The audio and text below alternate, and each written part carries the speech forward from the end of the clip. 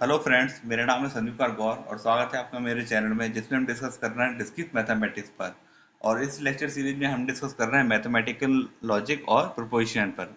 आज की जो वीडियो है उसमें हम देखने वाले हैं कंडीशनल प्रोपोजिशन क्या होता है। तो दोस्तों, वीडियो शुरू करने से पहले आपसे रिक्वेस्ट है कि यदि आपने अभी तक चैनल को सब्सक्राइब नहीं किया है तो चैनल को सब्सक्राइब कर लें और बेल आइकन को प्रेस कर लें, जिससे कि आपको आने वाले लेटेस्ट वीडियो की नोटिफिकेशन प्राप्त हो सके। तो आइए शुरू करते हैं आज का वीडियो।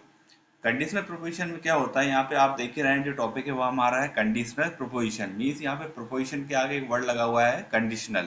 तो यहाँ पे कुछ कंडीशंस के बेस पर हम काम करते हैं। तो डेफिनेशन देखते हैं इसकी। If P and Q are proposition, दो प्रोपोजिशन हमको दिए हुए हैं। फर्स्ट प्रोपोजिशन है P और सेकंड क्या है, Q। The compound proposition if P then Q। Compound proposition का मतलब क्या होता है, जहाँ पे दो स्टेटमेंट कंबाइन करके लिखे हुए हैं।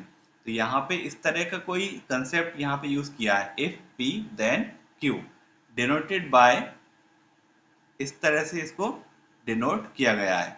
Is called a conditional proposition और implication and the connectives is the conditional connective. तो दोस्तों, यहाँ पे क्या होता है, दो स्टेटमेंट है आपके पास। पहला प्रोपोजिशन है P और दूसरा है Q। और यदि वो इस तरह से हम उसको रीड कर रहे हैं कि इफ P देन Q, और इस तरह से इसको डिनोट कर रहे हैं, तो इस कंसेप्ट को क्या कहा जाता है, कंडीशनल प्रोपोजिशन कहा जाता है। और इसी को ही हम इम्प्लीकेशन भी कह सकते हैं। और ये जो कनेक्टिव है, ये कौन सा कनेक्टिव कहलाता है, कंडीशनल कनेक्टिव कहलाता है। The proposition P is called antecedent और hypothesis and the proposition Q is called the consequent और conclusion। तो यहाँ पे जो पहला वाला स्टेटमेंट है जो if के बाद लिखा रहता है उसको बोला जाता है एंटीसीडेंट। और जो सेकंड स्टेटमेंट है या सेकंड प्रोपोजिशन है जो Q है, जो देन के बाद लिखा जाता है, उसको बोला जाता है कॉन्सिक्वेंट। एग्जाम्पल देखते हैं। मान लीजिए हमारे पास कोई प्रोपोजिशन है, if tomorrow is Sunday then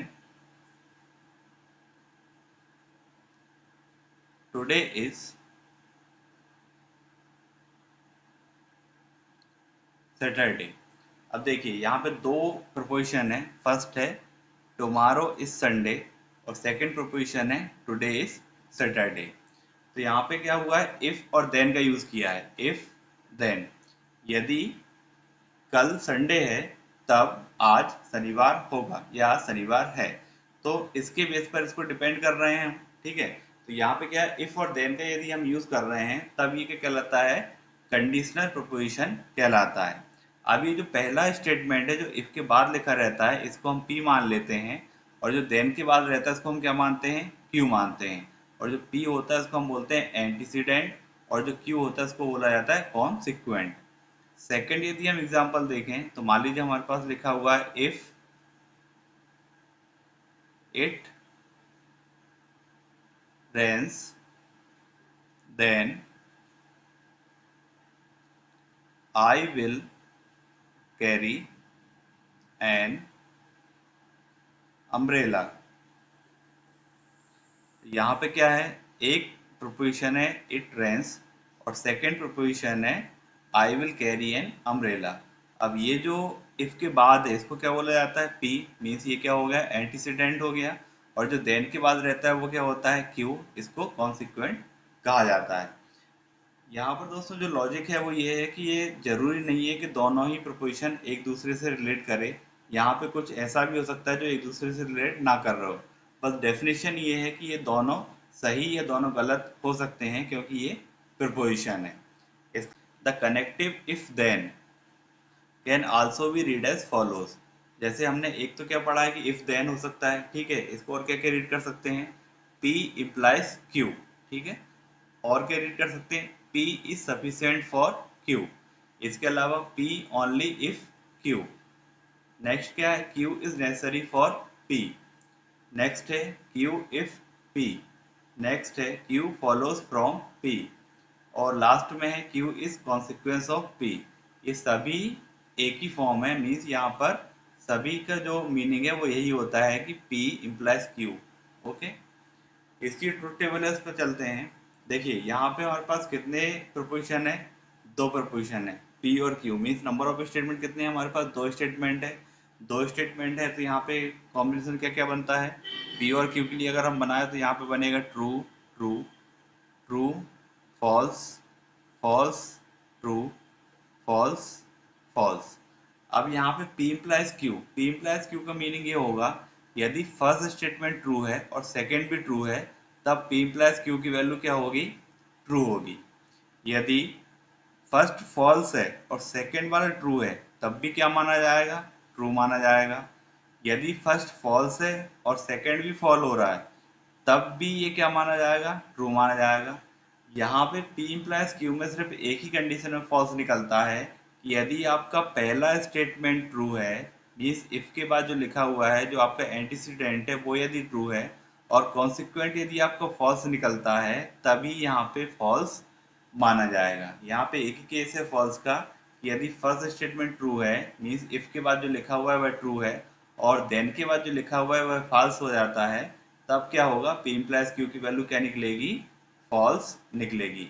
otherwise her case में क्या होगा, ट्रू ही होगा।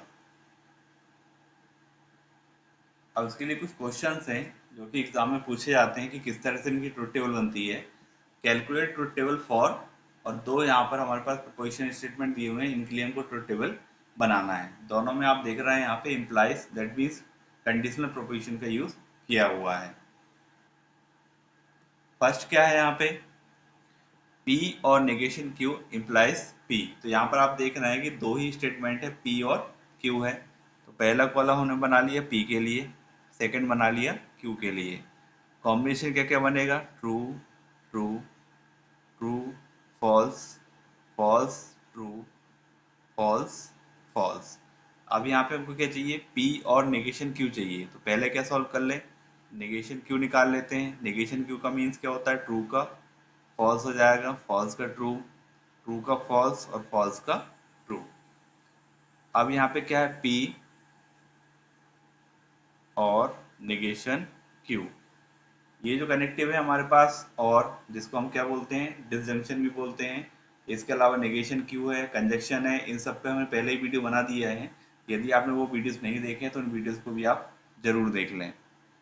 अब यहाँ पे P और नेगेशन क्यू है, मीन्स P और नेगेशन क्यू पे काम करना है। और का मीनिंग क्या होता है, यदि दोनों में से एक भी ट्रू है तो आंसर क्या आता है, ट्रू आता है।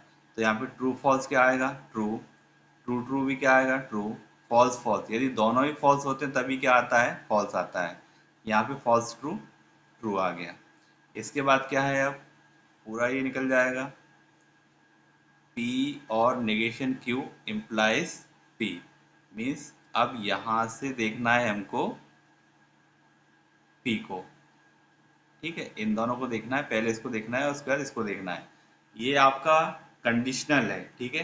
तो यहाँ पर आप डायरेक्शन चेंज मत करिएगा, क्योंकि यदि पहला वाला ट्रू है और सेकंड वाला फॉल्स है तो उसका आंसर क्या निकलेगा, फॉल्स निकलेगा।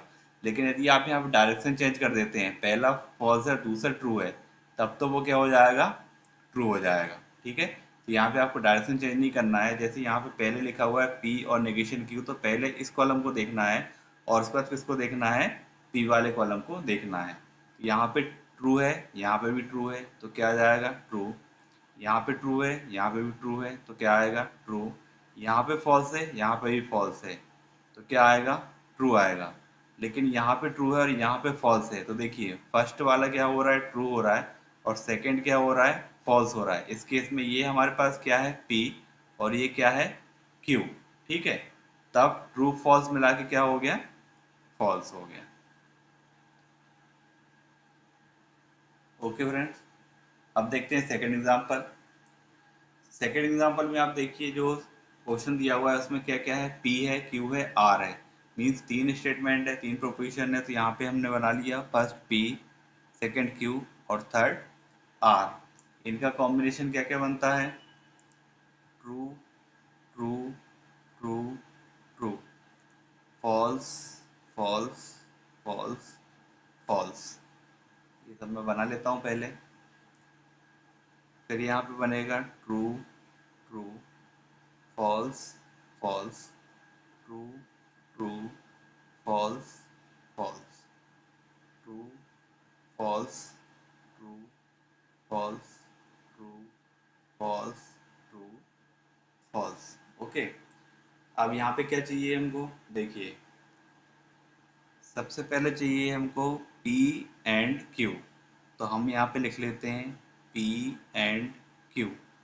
फिर इसका चाहिए निगेशन, तो यहाँ पे लिख लेते हैं निगेशन P एंड Q। फिर इसके साथ चाहिए और R, तो निगेशन P एंड Q और R। फिर यहाँ पे चाहिए हमको निगेशन P, तो निगेशन P का अलग बना लेते हैं, ठीक है।